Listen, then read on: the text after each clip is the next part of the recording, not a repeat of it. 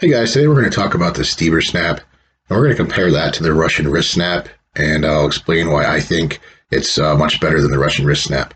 Also, at the end of the video, I'll give you a bonus move to use as a follow-up.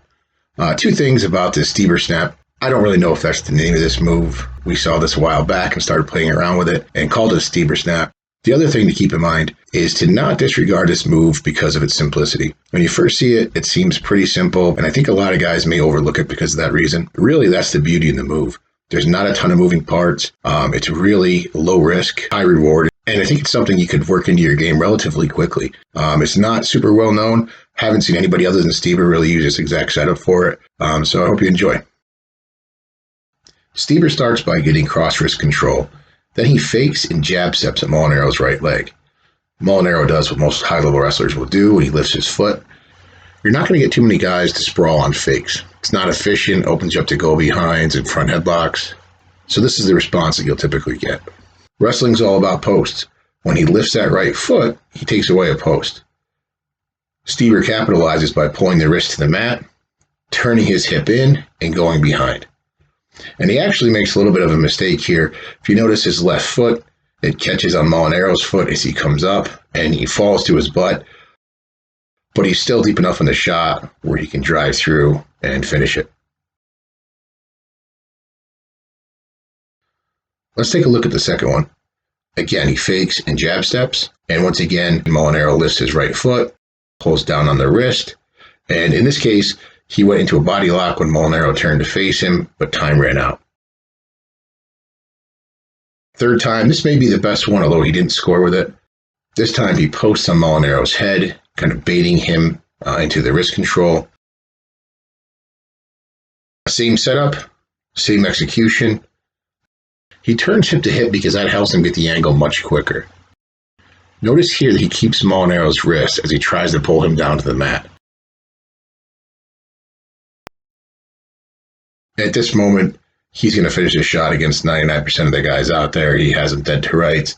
Molinaro's super tough, gets his hips turned around, finds his base, and prevents the takedown. But it was still an effective setup, got deep, and almost finished that shot. Let's take a look at the Russian wrist snap. This is the video from the American Kickboxing Academy that made it popular in the last year or so. It's got about 5 million views. This is a fun move. It looks cool, and if you're able to hit it, it's effective. So I don't dislike this move.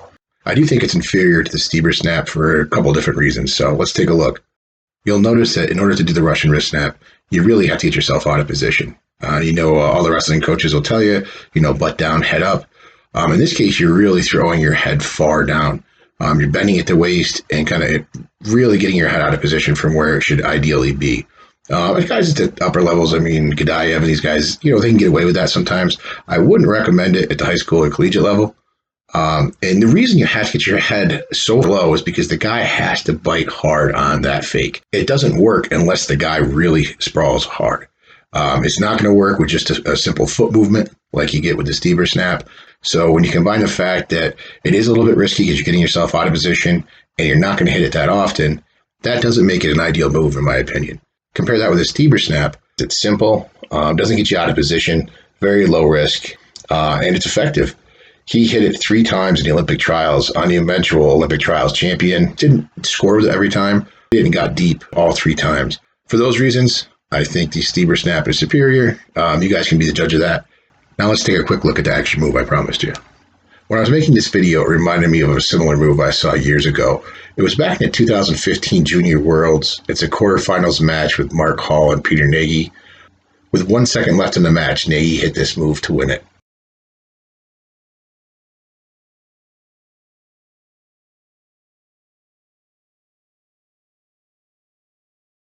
So I know that goes quick, so let's take a look at it in slow motion. So you can see here, he has the opposite side wrist, just like Stieber does. He's also faking towards Hall's right leg. So very much like Stieber's setup, except he doesn't jab step. Other than that, very similar setup. What he does differently is he takes it the opposite way. Instead of pulling it to the mat and circling to the left, he kind of throws it to his left and circles to the right, and it's just as effective. So this might be a good follow-up move to the Stieber snap, going the opposite way with it. If you like the channel, be sure to subscribe and hit the notification bell.